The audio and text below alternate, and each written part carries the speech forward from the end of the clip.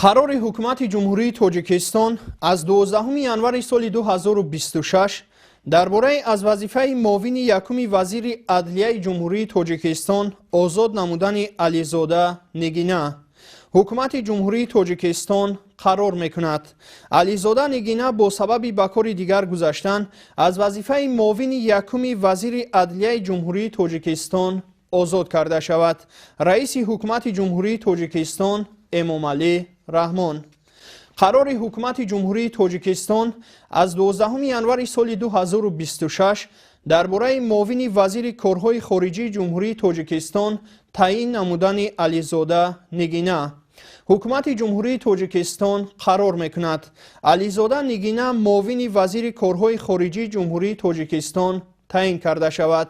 رئیس حکومت جمهوری تاجیکستان امامعلی رحمان.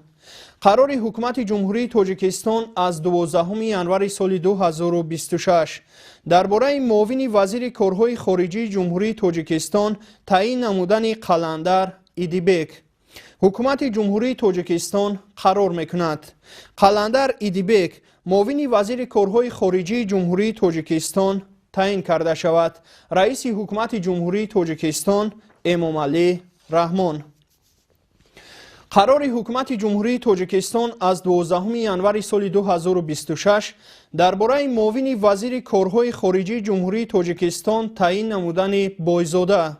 حکومت جمهوری تاجیکستان قرار میکند بایزاده ثنایی شادی معاون وزیر کارهای خارجی جمهوری تاجیکستان تعیین کرده شود.